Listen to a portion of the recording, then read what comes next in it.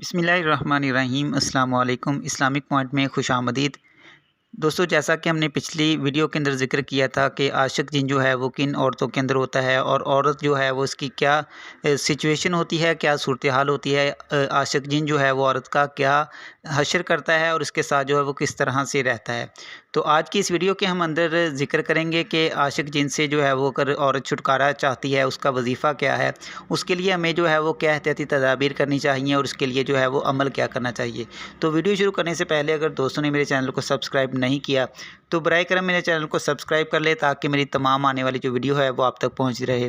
तो बिस्मिल्लाहिर्रहमानिर्रहीम। सबसे पहले बात करते हैं कि आशिक जिन की जो कि औरत के अंदर जो होता है, पिछली वीडियो में हमने मुकम्मल जिक्र किया था लेकिन यहाँ पे जो है वो भी थोड़ा सा जिक्र कर देते हैं कि आशिक जिन वाली जो औरत होती है ये बिल्कुल अलग रहना पसंद करती है।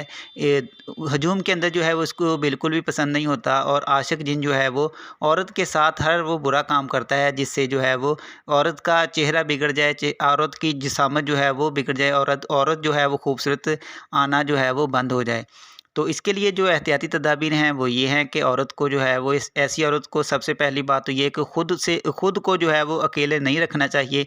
और जिन घरों के अंदर इस तरह के जो मामलात हैं, औरत को, बच्ची को जो है वो आप अलग ना रखें।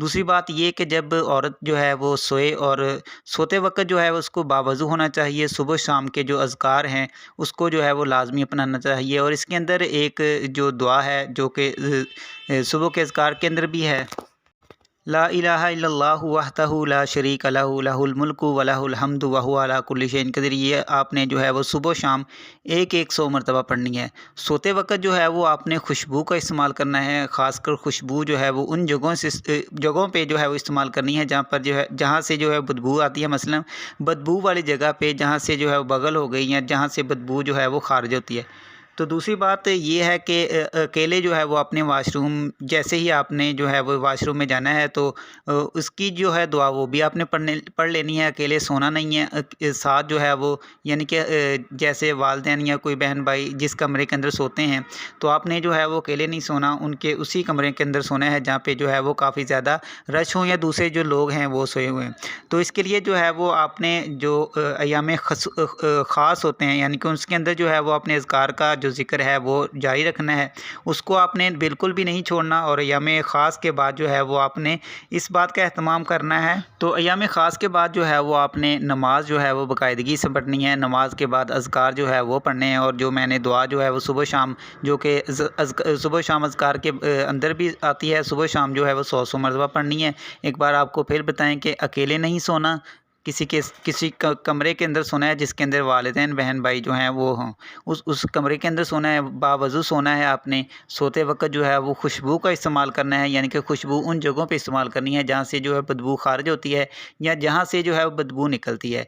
दूसरी बात यह है कि जो है वो आपने जैसे ही वाशरूम के अंदर जाना है वहाँ पे जो है वाशरूम आने जाने वाली जो दुआ है उसको लाजमी पढ़ना है। अयाम ख़ास के अंदर जो है वो अपने अज़कार का जो इस्तेमाल है वो लाजमी करना है।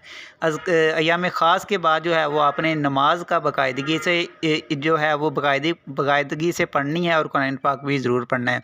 तो ये थी इसकी एहतियाती तदाबीर। तो इंशाल्लाह एक नए टॉपिक के साथ, एक नए प्रोग्राम के साथ ये आपकी खिदमत में होंगे दोबारा हाज़िर। तब तक अगर किसी दोस्त को किसी भी किस्म का कोई मसला है और कोई दोस्त जो है वो मसला पूछना चाहता है तो हमें कमेंट्स में ज़रूर बताइएगा। इंशाल्लाह एक नए प्रोग्राम के साथ होंगे दोबारा हाज़िर।